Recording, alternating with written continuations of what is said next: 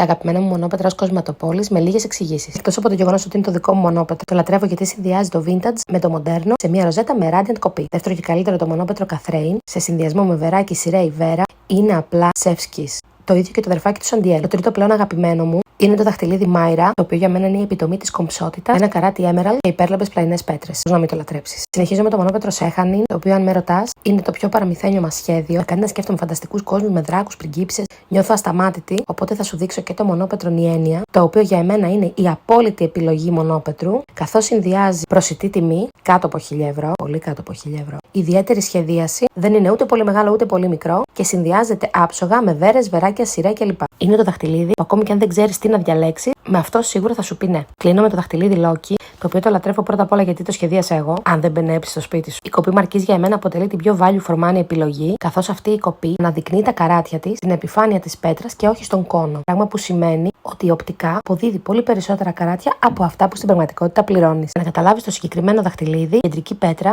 έχει βάρος μόλις 0,3 καράτια. Έχει το οπτικό αποτέλεσμα που άλλες κοπές θα είχαν στο 1 καράτι. Αν νιώθεις επικίνδυνη, μπορείς να προτιμήσεις το δαχτυλίδι Galadriel, το οποίο όπως και το Loki συνδυάζεται εξαιρετικά με δαχτυλίδια σαν το Wishbone, τα που κάνουν τη μητούλα κάτω, τα οποία εγώ προσωπικά τα λατρεύω.